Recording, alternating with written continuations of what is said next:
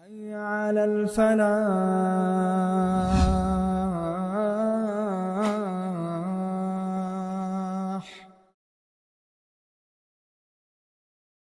أعوذ بالله من الشيطان الرجيم. بسم الله الرحمن الرحيم. ختم طحاوي رحمة الله عليه. والله تعالى يستجيب الدعوات ويقضي الحاجات. Allahu u përgjigjet lutjeve, duave dhe realizon nevojat e robëve të njerëzve. Përgjegjësive të madhe të Allah Azza wa Jall është se ai përgjigjet lutjeve dhe duave të robëve të tij. U plotëson dhe u realizon nevojat e tyre. Tema e duas apo e lutjes është shumë e rëndësishme. Është shumë e gjanë.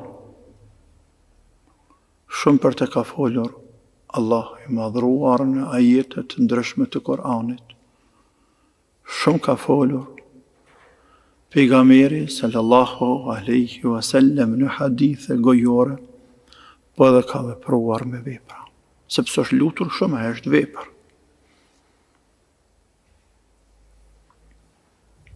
Andaj, ja vlen pak më zgjënu rreth kësaj teme, atë sa na mjafton inshallah për ta kuptuar, duke mos e zgjatur shumë, por as duke mos e lënë të cunguar të mangët. Andaj, pra në lidhje me duan dhe lutjen, themi, shumica absolute muslimanëve, bile edhe e jo muslimanëve, këto janë bashkë me muslimanët, e mileteve dhe feve të ndryshme, konsiderojnë se duaja dhe lutja është ndër shkaqet më të forta për të plotësuar ndonjë mirë apo për të larguar ndonjë e keqe. Vlerën e duas dhe peshën e madhe që ka duaja dhe lutja nuk e mohojnë as qaferet as muslimat.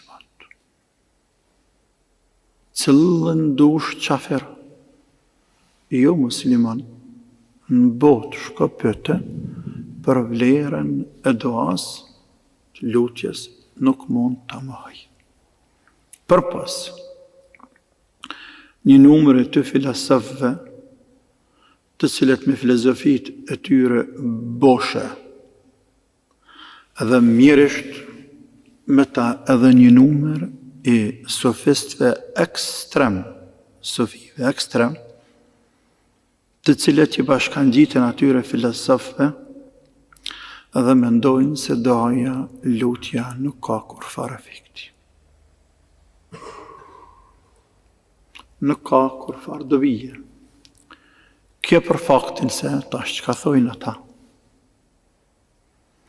Nëse dëshira Allahut është për të bërë diçka, atëherë nuk ka nevojë dua, sepse Zoti po don më bë çka ki më luti.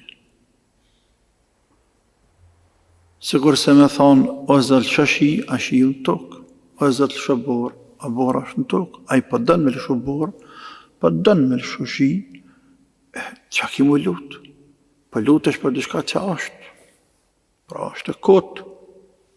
Por, nëse dëshira e Allahut sipas tyre nuk është për me bërë diçka, atë lutë sa dush, se duaja nuk bën dobi, sepse bien kundërshtim me dëshirën e Zotit.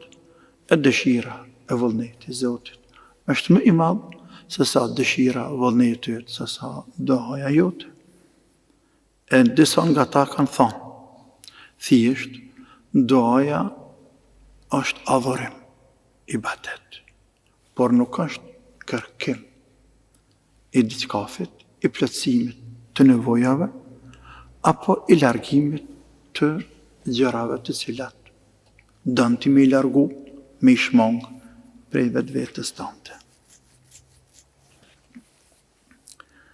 Disa sufi tjerë donë që në përmjet dave dhe lutjeve të veçojnë njerëzit e gjerë, masën e gjerë, por jo edhe parin e naltë.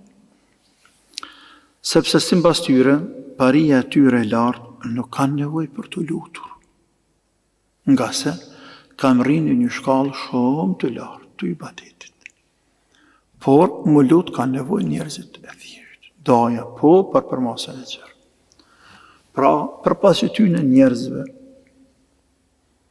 që ose me filozofit e tyre boshe, ose me bindjet e tyre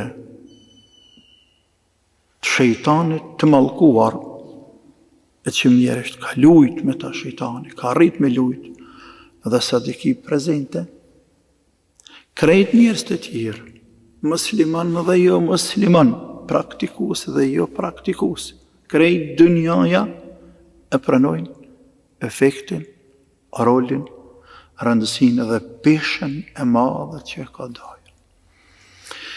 E vetë fakti se Allah i madhruar në ka urdhruar që të lutemi, duke na premtuar përgjigje, jep me kuptuar për rëndësinë dhe peshen e madhe që ka dajë. Ka thënë Allahu, wa qala rabbukum ud'uni astajib lakum. Dhe ka thënë Zoti juaj, lutnum ju mua. Ai ka thënë, lutnum o ju njerëz, lutnum ju mua, astajib lakum, o përgjigjem juve. Në ka urdhru, mës me pas efekt dhe nevoj, nuk në kish urdhru.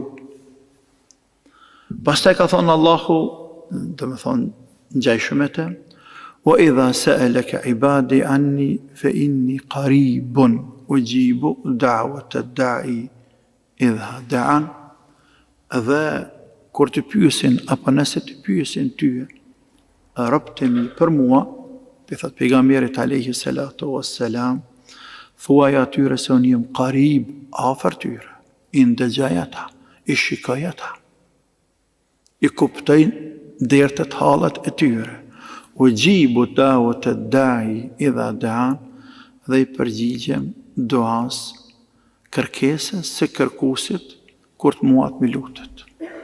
Kur të mi lutet mua, i përgjigjem atina. Pra, ka të regu se kur të lutë në ju njerës, unë ju ndëgjej dhe ju përgjigjem davet ju, andaj lutë në ju njerës. Dhe shumë ajete tjera të këti lojë. Dhe nga kjo kontekst, dhe nga kjo bindje që kanë pasur njerëzit, që nga krijimi kësaj dynjaje, kanë vazhduar dhe vazhdojnë edhe sot dhe do të vazhdojnë deri në kiamet, ti lutën Zotit Gjellëshanuhu pavarësisht se si besojnë, kanë e besojnë, qëfar bindje dhe qëfar feje kanë. Asaj përket qafirve, pra musliman dhe jo musliman, besimtar dhe qafir.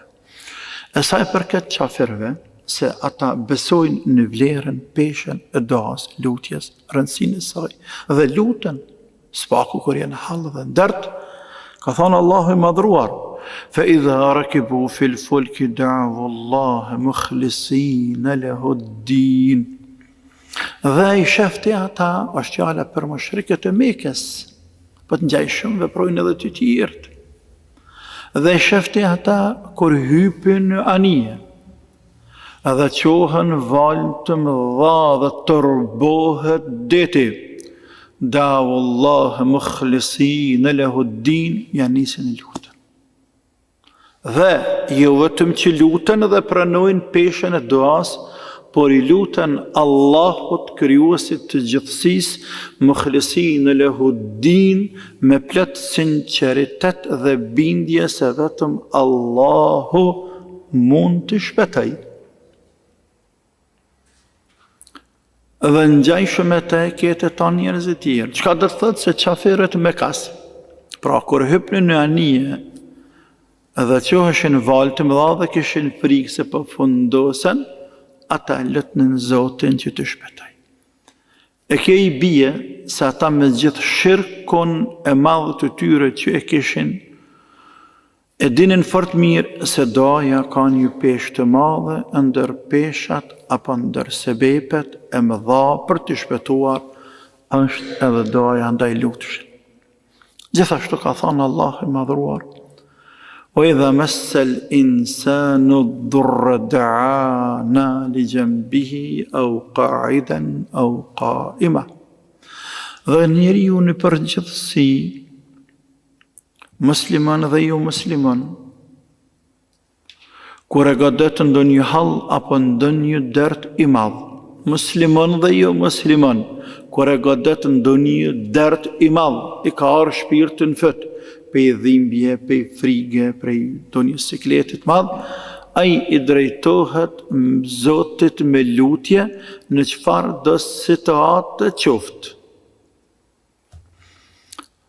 për të ndihmuar dhe për të shpëtuar atë. A është në kam, a është rrit, a është ulun, çfarë do situatë qoftë, pa thot Allahu i madhruar. E kjo i bie se ata me gjithë bindjet e tyre të përditshme, megjithatë e pranojnë dhe kanë bindjen se doja ka një peshë të madhe dhe se efekti i saj është prezent. Të gjithë njerëzit. Mund të thot dikush se këtë instinkt e kanë vetëm ata të cilët janë fetar, apo jetojnë në një shoqëri fetare ku kanë dëgjuar për fe, kanë dëgjuar për Zotin, kanë dëgjuar për lutje dhe për do. Por realiteti është krejt ndryshe. Sepse se këtë instinkt dhe këtë bindje e kanë barë njerëzimi. E kanë ata që në rritur në shoqëri pagane, e që i ceku më herët, si fjala vjen të Mekës. E kanë ata të cilët janë rritur në për gjungla, apo ata të cilët janë rritur në për vendet të civilizuara, të ngritura, të pezulluara prej fesë. Bile, edhe ata që janë rritur në mjedise ateistet paqta. E bia e Stalinit, e ne dim kush ka qenë Stalini, e rritur dhe edukuar në një ambient total ateist, sepse shteti ateist, qeveria ateiste, nuk dën fare të besoj as të bisedoj rreth fesë. E ce kjo femër në librin e saj, në përkujtimet e saj, se si është kthyer besimit dhe edhe vetë shpreh çudi nga erdhi kjo ndjenjë për të besuar, kurse nuk është rritur në një shoqëri dhe mjedis fetar. Bile, gjatë luftës së dytë botërore, kur çështja e parashutave ka qenë e re, nuk ka qenë shumë e përhapur, një parashut, një ushtar, kur shohet me parashut nga avioni hedhet, pa pas kontroll në ndjenjet e veta, sepse ka flen frika, kur e shef se me shpejtësi të madhe, po hudhet në tokë, po afrohet tokës, instinktivisht filloi të thras, o Zot ndihma. E më vonë, kë o çuditje, ka i erdhë kjo shprehje e tina, o Zot ndihma, kurse kur më herët nuk ka qenë fetar, as nuk e ka përmend Zotin, as nuk ka pas bindje se Zotin ndihma.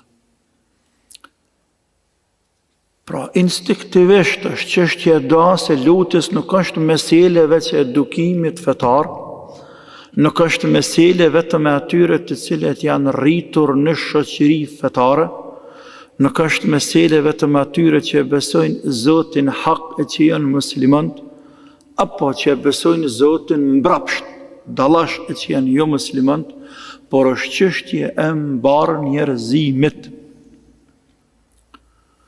Ne edhe sot dëgjojmë njerëz që sado që mohojnë Allahun e madhruar dhe tallen me të e shajnë atë hasha, subhanahu wa ta'ala, kur janë zër apo në hall të madh, prap i dorëzohen Allahut, qoftë edhe me zemër nëse nuk mund nga turpi, të them kushtimisht, ta përmend atë që ndjenjës në zemër e që është pranimi i një fuqie absolute dhe nevoja për me ndihmue Allahu i madhruar.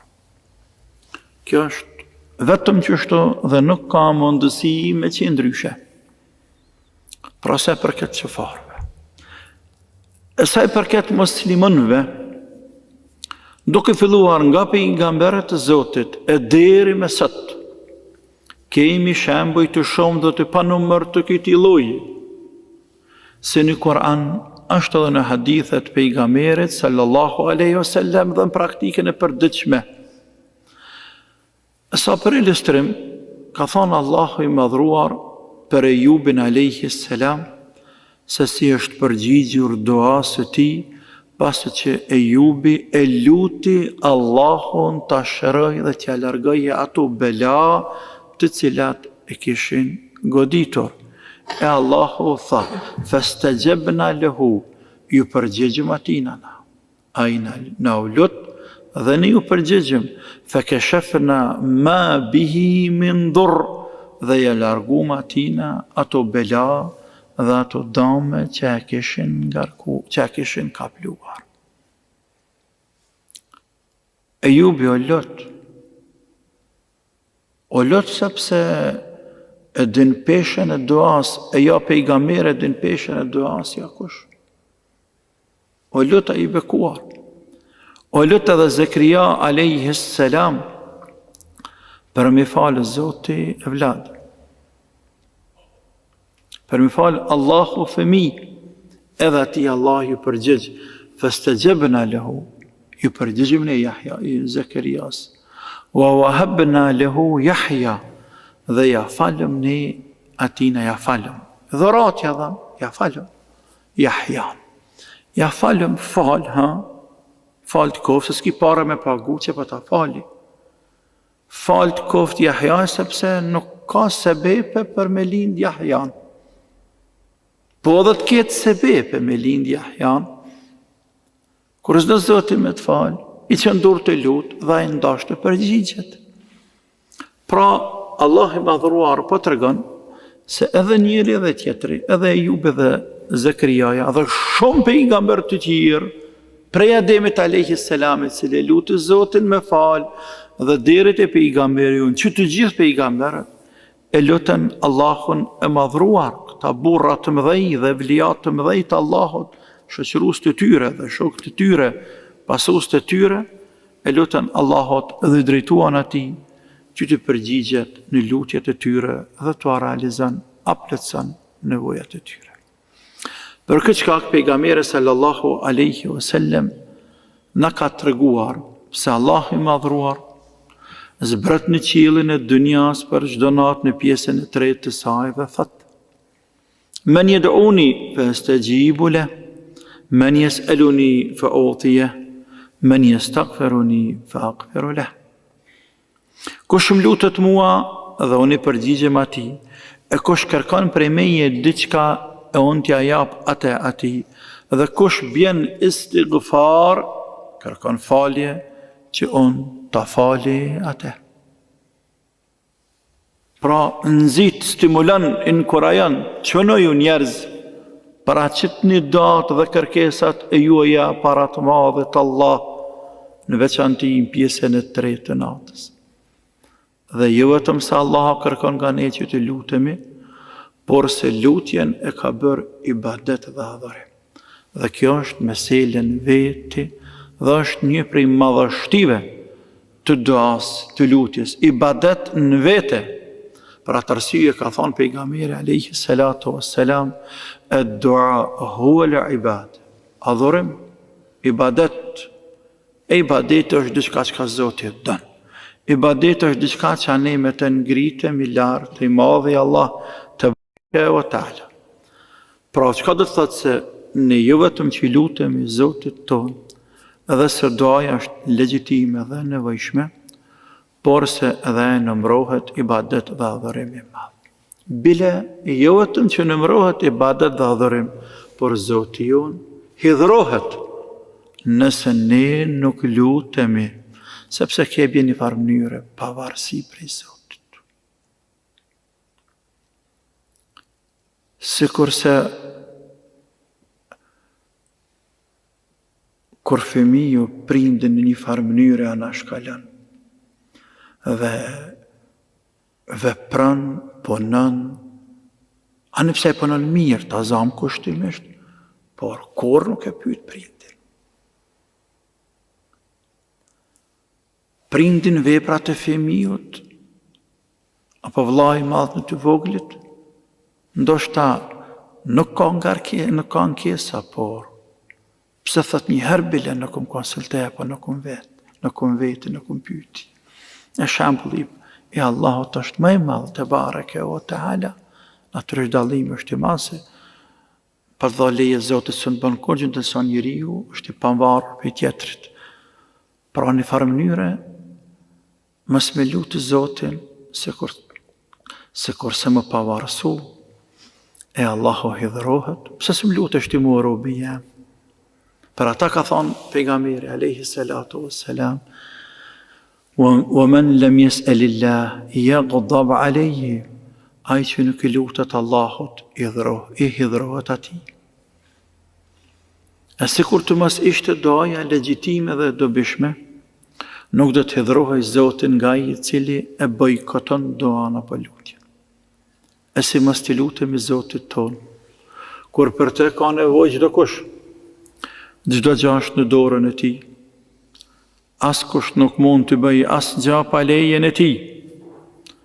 Për atë shkak, ai i cili ka nevojë, ai i cili ka hall dhe ka dert, për t'ja plotësuar ndonjë dëshirë, për t'ju shëruar ndonjë sëmur, për t'ju lehtësuar ndonjë vështirësi e kësaj dynjaje tjerë, për çdo send, të vogël apo të madhe, të lehtë apo të vështirë, le ta lës Allahun e madhruar shpesh, sa më shpesh, edhe pa enda. Transmeton Enesi radiallahu anhu se pejgamberi sallallahu alaihi wasallam ka thonë, le ta lës dikush për ju Allahun e madhruar për çdo nevojë të tij që ka për çdo hall dhe për çdo dert, të vogël apo të madhe, deri edhe rrypi i nallmës nëse i shkputet, le ta lut Allahun e madhruar. Bile në transmetim tjetër, le ta lut Allahun e madhruar deri te krypa nëse nuk ka, nëse i mungon. Edhe gjërat më të imta dhe më të thjeshta lutë Allahun e madhruar. Andaj është obligim i çdo muslimani që ta lësë Zotin e tij me zemër dhe me gojë, duke kërkuar ndihmën e tij në çdo punë të madhe apo të vogël. E krejt kjo natyrisht pasi të i merr sebepet. Por sebepeve nuk ju mbështetet, por i mbështetet Allahut, dhe lut atë së bashku me marrjen e sebepeve. Dua, lutje dhe sebepe, shkaqe. Dhe gjithherë, duke ditur se duaja, apo vetë duaja është prej sebepeve, bile është sebepi dhe shkaku më i madh, sepse robi me dua i kthehet dhe i drejtohet Allahut. Ati mbështetet në arritjen e të mirave dhe largimin e të ligave.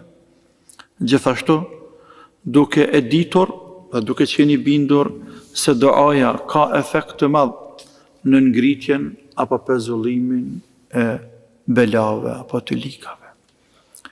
Ka efekt ka efekt doja edhe në largimin e kaderit, në ndryshimin e kaderit Allahut Azza wa Jall. Për atë arsye ka thënë pejgamberi sallallahu alaihi wasallam, la yuruddu al-qada illa ad-du'a. Qadan, caktimin e Zotit, nuk e ndryshon asgjë përpas duas, lutjes. Dhe këtë bindje që cekëm e lartë e kanë jo vetëm muslimanët, por edhe qaferet që shëtësek deri me tani. Duaja, lutja, se kurse çdo sebeb apo shkak tjetër, për me pas fryte dhe për me qenë produktive, duhet pa tjetër të plotësoj disa kushte edhe të shmanget disa pengesave. Ashtu që sa i përket kushteve të duas, për të qenë e fërqme dhe efektive, duhet me besuar Allahun dhe me qenë i sinqert me te, me qenë i devotshëm, atij me ju mbështet, me qenë i bindur dhe i sigurt në përgjigje, mos me dyshuar fare në madhërinë e Allahut, në mëshirën dhe mirësinë e tij. E prej pengesave të fryteve apo efektit të duas, është me ushqyer me haram, apo me lutur Allahun për ndonjë gjëna, apo për keq, për dikën që nuk e meriton, apo mos me qenë i koncentruar në dua me zemër, por vetëm me gojë lutesh e mendjen e ke diku tjetër. Gjithashtu, për pengesave dhe fryteve të duas, është robi të lutet e pastaj të thëtë se Zoti nuk po më përgjigjet. Çka do të thotë se e shpejton frytin apo përgjigjen nga Zoti, e dën çfarë që e kërkon dhe e dën shpejt m'ia dhon Allahu i madhruar. Dikush mund të thotë, unë po i lutem Zotit, po bëj dua, por ai nuk po më përgjigjet. Nuk po mi plotëson dëshirat e mia, nuk po mi realizon nevoja që i kërkoj. Për që përgjigjur kësaj pyetje themi, përgjigjja e lutjeve për duas është më përgjithshme se sa realizimi i nevojave tua. Përgjigjja e duas apo lutjes është më përgjithshme se sa realizimi i nevojave apo i kërkesave tua që ke paraqit Allahut të madhruar me ato dua, me ato lutje. Çka do të thotë se Allahu i madhruar gjithherë ju përgjigjet lutjeve të robëve të tij, përpas nëse ata nuk i kanë plotësuar kushtet e duas, që i cekëm disa nga to. Por kjo përgjigje nuk do të thotë pa tjetër edhe realizim i dëshirave apo plotësim i nevojave të robëve të Zotit. Pra kjo përgjigje nuk do të thotë pa tjetër edhe realizim i dëshirave apo plotësim i nevojave të robëve të Zotit. Sepse Allahu e din çka është më mirë për robën e tij. Andaj, herë ja realizon atë nevojë, ja plotëson, por herë nuk ja realizon. Por kjo nuk do të thotë se nuk i përgjigjet. Pra, në të dy rastet, ai i përgjigjet duas së robët të tij, edhe se doja e tij nuk shkon bash. Ju përgjigj, ja plotësoj nevojë, dëshirën, nuk ja plotësoj, doja e tij nuk shkoj poshtë. Allahu i përgjigjet duas së tij. Kjo për faktin se Allah i madhruar në përgjigjen e lutjeve të robëve të tij u jap njërin nga 3 gjëra të e cekura në hadith të pejgamberit sallallahu alaihi wasallam. Ku thot, nuk ndodh në mënyrë absolute të lutet apo të bëj dua ndonjë musliman të bëj ndonjë dua apo ndonjë kërkesë që nuk ka në të ndonjë mëkat, me u lut keq për dikën, për gjuna, apo nuk ka në të shkëputje të lidhjes fare fesnore, e që Allahu mos t'i jap atij njërin nga 3 gjërat.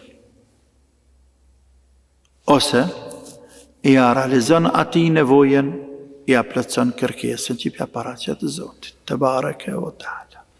Ose i ruan atë për ahiret, për ta shpërblyer me sevap të madh kur del para Allahut. Ose me atë dua dhe lutje e ja largon robët të vet ndonjë të keqe, ndonjë të ligë, aq sa është lutur ai.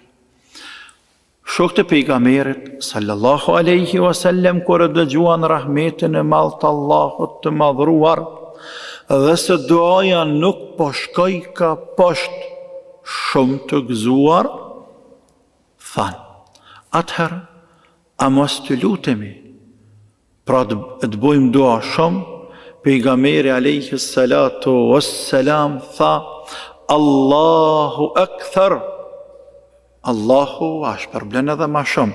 Ju lutni ma shumë, Allahu shpërblen ma shumë. Ju kërkoni ma shumë të Zoti, Allahu përgjigjet ma shumë. Por në njërën prej këtyre 3 gjërave të cekura në hadithin e lartë përmendur. Dhe kjo është pjesë e rahmetit madh të Allahut të madhëruar. Dhe bën pjesë gjithashtu në urtësinë e madhe të Zotit, sepse Zoti di për ty se çka është hajër. Çka do të thotë se robi asnjëherë nuk humbë me dua, nuk e bën atë kot, por prej saj ka shumë dobi, se që pam në këtë hadith. Dhe sa ato mund të jenë të natyrës së kësaj dynjaje edhe të natyrës së botës tjetër. Më rëndësia është që muslimani ta kupton se duaja, krejt duaja dhe lutja e tij është hajër për te. Ta dha apo nuk ta dha Allahu atë që e kërkove.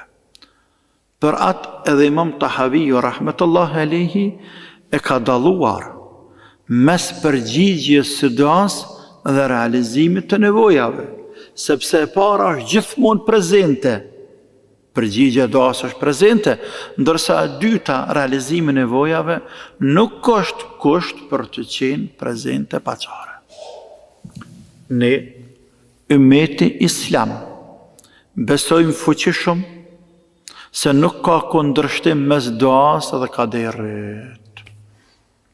Sepse ai i cili ka bërë kaderin apo caktimin, është muaj i cili ka urdhëruar për dua edhe për lutje. Duaja është shkak apo sebeb, sikur që sebepet e tjera. E ai që krijon shkaqet, sebepet, është Allahu. E ai ka bërë disa gjëra të mvarura apo të ndërlidhura me shkaqe e me sebepe. Ashtu që nëse gjinden ato, gjindet edhe fryti, e duaja është ndër sebepet apo ndër shkaqet e plotësimit të nevojave, të kadereve, të vullnetit Zotit, respektivisht të asaj që e dënti, apo edhe largimit kaderet Allahut azza wa jalla. Shkojmë edhe pak më tej në lidhje me këtë temë, apo në vazhdim. Thot Imam Tahavi rahmetullahi alayhi, o yamliku kull shay'in wala yamlikuhu shay. Allahu posedon çdo gjë dhe askush nuk e posedon atë. Pra, nuk ka dyshim fare se të ehli sunneti dhe xhamati se Allahu i madhruar posedon çdo gjë. E ti është gjithësia krejt. E ti është çka ka në qiell dhe në tokë dhe mes tyre, siç ka thënë Allahu, Tabarakalladhi biyadihi al-mulk wa huwa ala kulli shay'in qadir. I lartë madhruar është ai i cili në dorën e tij është i tërë pushteti.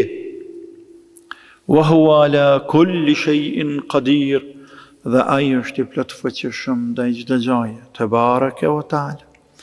Dhe ka thënë Allahu lehu mulku s-samawati wal ard, e ti është pushteti I qiejve dhe I tokës.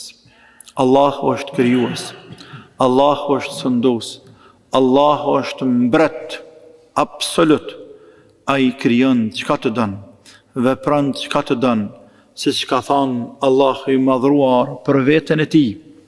Innama amruhu idha arada shay'an an yaqula lahu kun fayakun. Çështja sa e përket madhit Allah është kur don me u bë diçka, vetëm I thot bëho dhe ajo bëhet. Kaq është Zoti, bëho dhe ajo bëhet më njëherë, çka don I madhi Allah tebaraka wa taala. Fa subhana alladhi bi yadihi malakutu kulli shay wa ilayhi yurja'un. I lartë madhruar është ai që në dorën e tij është pushteti mbi çdo send dhe vetëm te ai kthehemi. Dhe e tërë kjo krejt futet brenda tauhidit rububiyya. Allahu është posëdues, mbret dhe sundues, ndërsa njerëzit dhe krijesat e tjera janë rob, janë të sunduar dhe nën pushtetin e tij, janë pronë e tij. Ndërsa ai nuk është pronë e askujt, atë askush nuk mundet me detyruar as me imponuar me bo kur gjë. Ka thënë Allahu I madhruar, inna Allaha yaf'alu ma yasha.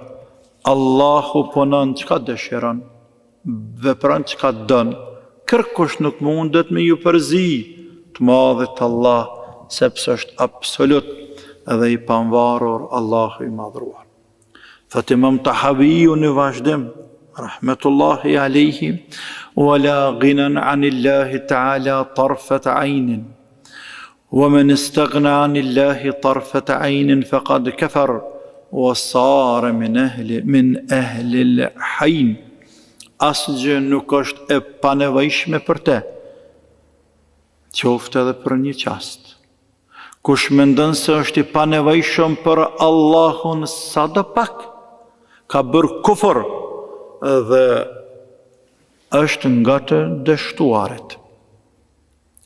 Pjesë e imanit, e besimit, është që të besojmë se të gjitha krijesat, njerëzit, melaqet, gjinnet dhe çdo krijesë tjetër, e madhe apo e vogël, jetën në qiell apo në tokë, kudo qoftë, ka nevojë për te, për Allahun. Ka nevojë për Allahun për çdo çast dhe për çdo moment. Me fjalë tjera, të gjitha krijesat janë fukara, janë të varfëra, e Allahu është I pasur, I pavarur. Ka thënë Allahu Azza wa Jall, ja eyyuhan nasu antumul fuqara'u ila Allah. O ju njerëz, krejt ju njerëz, pa dhe krijesat e tjera. Antumul fuqara ila Allah, ju jeni të varfër për Allahun, ju jeni të nevojshëm për Allahun, wallahu huwal ghaniyyul hamid, ndërsa Allah është I pasur, është I panevojshëm, ai është falënderues. Janë fukara sepse ka nevojë për Allahun, ka nevojë për ajrin e Allahut, për diellin e tij, për tokën e tij, për ujin dhe për bukën e tij. Ata jetojnë brenda pushtetit të tij, furnizohen me të mirat e tij. Andaj edhe ka nevojë për te. E kjo do të thotë se janë të varur prej Allahut. Qofshin edhe mbretër të cilët e posedojnë dynjan krejt. Kjo bindje, apo këtë bindje, duhet ta kenë muslimanët. Për ndryshe, ai I cili mendon se është I panevojshëm për Allahun, sa do pak, qoftë edhe për një çast apo për një moment, ai ka bërë kufër dhe ka dalë nga feja, dhe si I tillë ai ka dështuar në ditën e kiametit, nëse nuk pendohet dhe nuk kthehet te I madhi Allah Azza wa Jall. Wallahu ta'ala alam, Zoti e din më së miri. Wassalamu alaikum wa rahmatullahi wa barakatuh. Realizoi studio produksioni Krenaria në Prishtinë. Allahu Akbar fawqa kaydil mu'tadin.